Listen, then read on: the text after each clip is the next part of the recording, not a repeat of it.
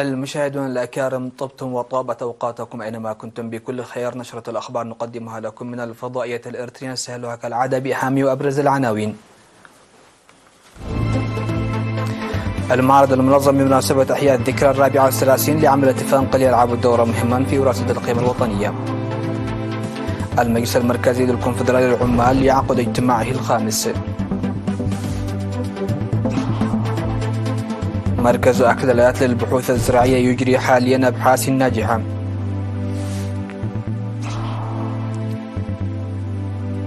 الرئيس الروسي فلاديمير بوتين يعلن استحالة هزيمة روسيا بأوكرانيا.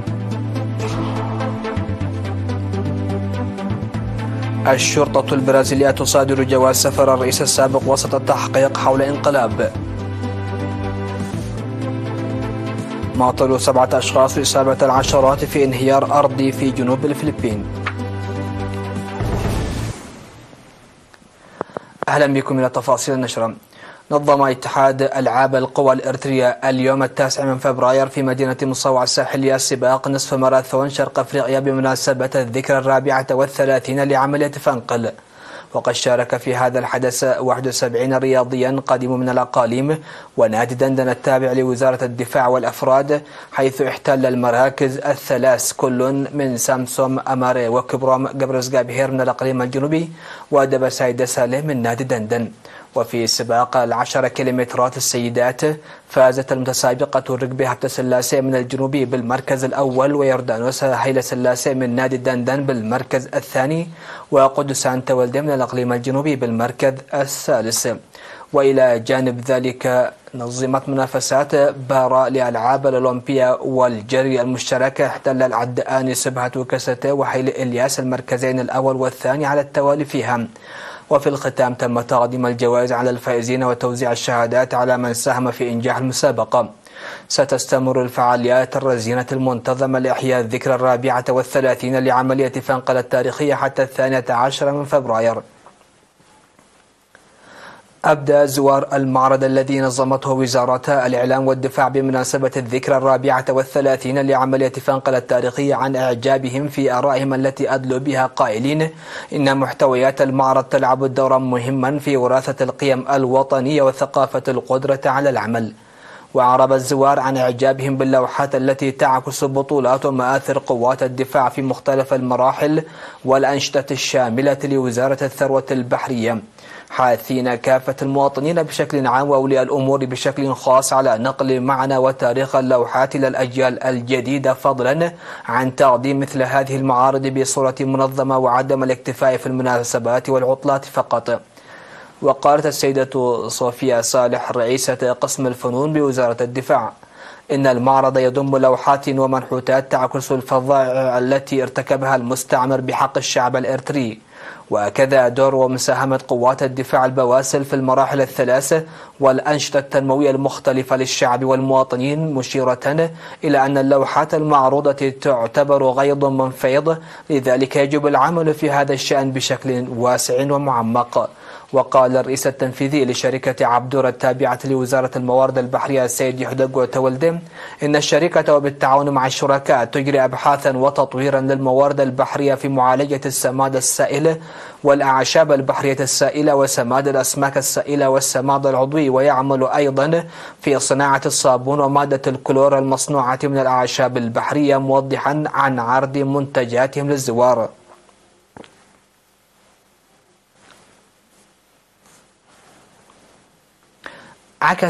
عقد المجلس المركزي للكونفدرالية الوطنية للعمال اجتماعه الدوري الخامس، والمجلس المركزي للاتحادات العمالية اجتماعه الدوري الرابع من يومي 6 و8 فبراير في أسمرة.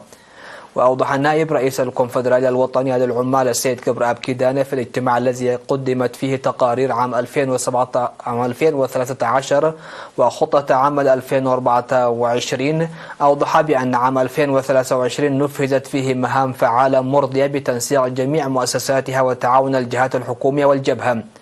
وفادت التقارير المقدمة القيام بأنشطة توعوية مكثفة على مستوى البلاد بمشاركة حوالي 8000 عامل في تاريخ الحركة العمالية عامة وتاريخ العام الإريتري المعاصر، ومساهمة الاتحاد الوطني لعمال إريتريا في انتصار الثورة الإريترية، ودور الكونفدرالية الوطنية للعمال في برامج التنمية.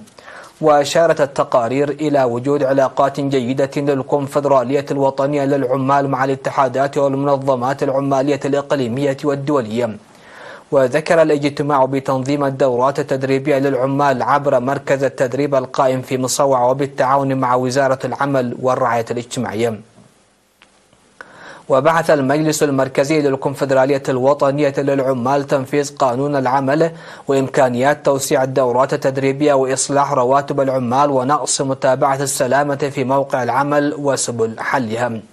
ودعا نائب رئيس الكونفدرالية الوطنية للعمال السيد كبر آب كيداني في ختام الاجتماع كافة الجهات، دعاهم لبذل الجهد لإنجاح مهام الكونفدرالية الوطنية للعمال لتوسيع وتقوية التأطير والتنمية الاقتصادية، وكذا تطوير القدرات البشرية وتعزيز السلامة والصحة وحماية التربة وحفظ المياه.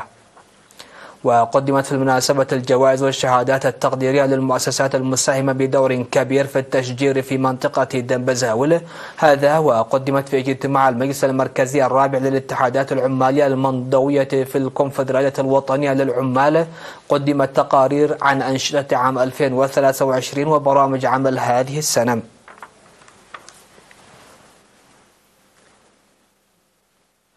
يجري مركز البحوث الزراعية المدشن في منطقة أكللات مديرية قلوج أبحاثا وتجاربا على أصناف مختارة من المحاصيل التي يمكنها تحسين جودة وكمية الإنتاج الزراعي. وجاء هذا الإعلان خلال يوم المزارعين الذي نظمه المركز تحت شعار الغذاء المغذي الآمن للجميع في كل مكان. وأوضح القس يوهانس سيوم ممثل معهد البحوث الزراعية بمنطقة قلوج أن التجارب تركز على الخضروات والفواكه والمحاصيل والأعلاف الخضراء والبذور الزيتية والحبوب، خاصة أصناف الذرة الشامية والدخن والبطاطا الحلوة والطماطم والبصل. وقال إن إنشاء محطات الشتلات وتربية السلالات مختارة من أبقار الألبان وأنشطة الحفاظ على التربة والمياه ومعالجة الأسمدة الطبيعية والسماد العضوي من المقرر أن تبدأ بالفعل في المستقبل. وأضاف أنه تم اختبار محاصيل مختارة في الزراعة المطرية وتطوير الري وتم الحصول على نتائج مشجعة.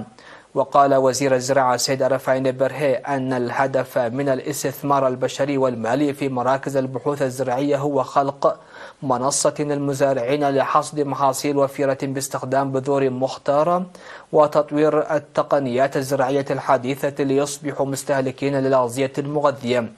وعلى المهنيين الزراعيين بشكل عام والخبراء العاملين في مجال البحوث الزراعية بشكل خاص الإدراك بأن البحوث الزراعية والمزارعين لا ينفصلان، وحثهم على التركيز على حصاد المنتجات الزراعية وتربية سلالات مختارة من أبقار الألبان.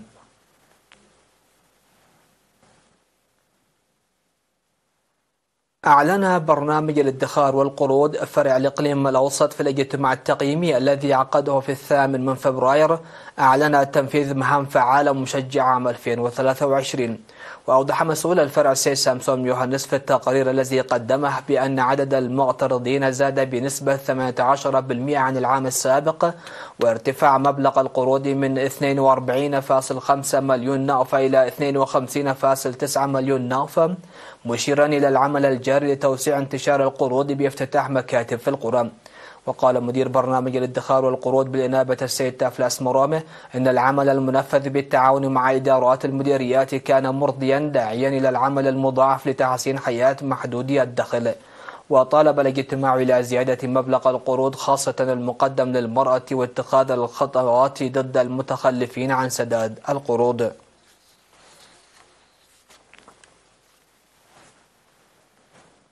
أفادت جمعية إنتاج العسل في مديرية سجنيتي في الاجتماع التقييمي لأنشطتها المنفذة خلال 2023 الذي نظمته في 1 فبراير بأنها تعمل جاهدة لتقديم عسل مصفى للمواطنين.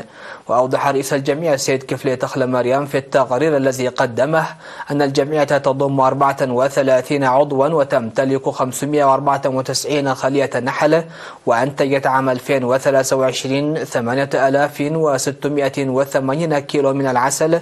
وأشار سكرتير الجمعية السيد سلمون كفل مريم إلى أن الجهود المنسقة الجارية لإدخال مناحل حديثة أسهمت في إدخال 97 منحلة جديدة و29 من مجموعات النحل. ومن إيجابيات هذه الأنواع من المناحل أنها لا تتطلب منصرفات كثيرة. يجب على أصحاب العمل منح اهتمام أكبر، وبما أن الهدف الرئيسي لمنتجي العسل هو تقديم عسل مصفى وآمن للمواطنين. مشاهدينا فاصل ومن ثم نعود لمتابعة الأنباء على الصعيد العالمي.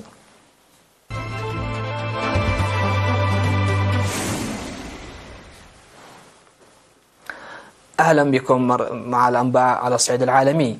قال الرئيس الروسي فلاديمير بوتين في مقابلة بثت إن روسيا ستناضل من أجل مصالحها، إلا أنها ليس لديها مصلحة لتوسيع حربها في أوكرانيا لدول أخرى مثل بولندا ولاتفيا. وأدلى بوتين بهذا التصريح ضمن حديث استمر ساعتين مع مذيع التلفزيون الأمريكي تاكر كارلسون. وهذه المقابلة هي الأولى لبوتين مع صحفي أمريكي منذ ما قبل الحرب في أوكرانيا قبل عامين تقريبا. وأكد بوتين أن الغرب بدأ يدرك استحالة هزيمة روسيا الاستراتيجية، فليفكر فيما يجب فعله بعد ذلك، نحن مستعدون للحوار. ويدعو ترامب إلى وقف تصعيد الحرب في أوكرانيا، حيث تقدم إدارة الرئيس جو بايدن دعما قويا لحكومة الرئيس الأوكراني فلاديمير زيلينسكي، كما أنه يعارض إرسال مليارات الدولارات من المساعدات.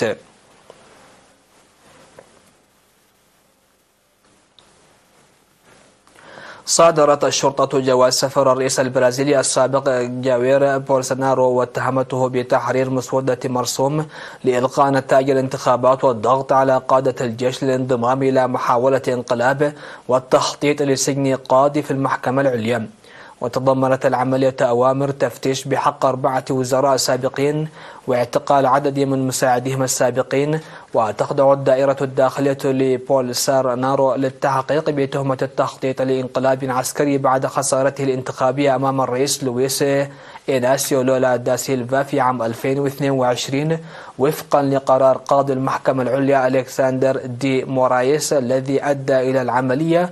تلقى بولسونارو في نوفمبر 2022 مسودة مرسوم أعده مساعدوه لإلغاء نتائج الانتخابات وإصدار أوامر اعتقال بحق مواريس وزميله قاضي المحكمة العليا جيلمار مينديز وزعيم مجلس الشيوخ.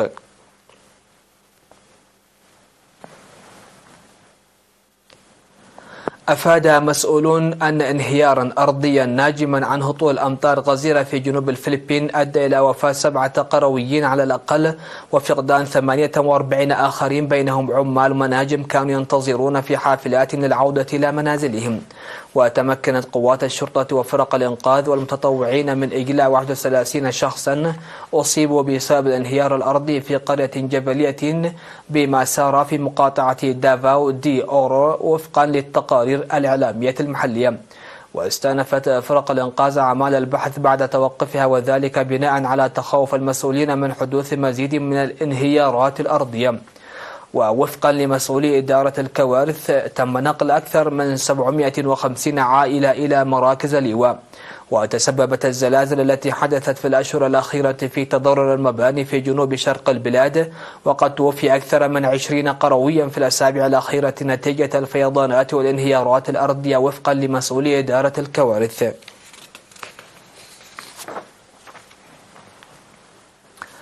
الخبر الأخير في هذه النشرة: ارتفعت أسعار الكاكاو إلى أعلى مستوياتها على الإطلاق هذا الأسبوع، حيث أدر سوء الأحوال الجوية بالمحصول في غرب أفريقيا موطن 3/4 لإنتاج العالمي. وارتفعت أسعار العقود الآجلة للكاكاو بأكثر من $1000 أو ما يقرب من 40% منذ بداية العام، لتصل إلى أعلى مستوى لها على الإطلاق، متجاوزة ذروة عام 1977. ويشكل هذا زيادة قدرها قرابة $600 للطن، ويضع العقد عند أعلى مستوى منذ 65 عاما. وتتسبب ظاهرة النينو المناخية في ارتفاع درجات الحرارة في غرب أفريقيا، مما يضر بمحصول المحاصيل في غانا وسهل العاج، وهما أكبر منتجين للفاصوليا.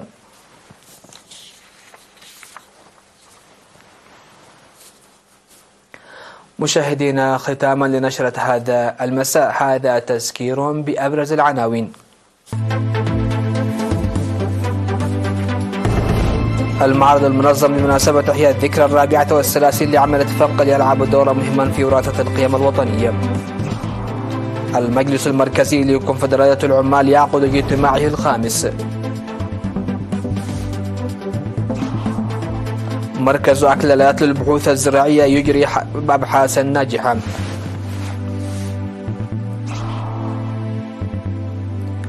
الرئيس الروسي فلاديمير بوتين يعلن استحالة هزيمة روسيا بأوكرانيا. الشرطة البرازيلية تصادر جواز سفر الرئيس السابق وسط التحقيق حول انقلاب.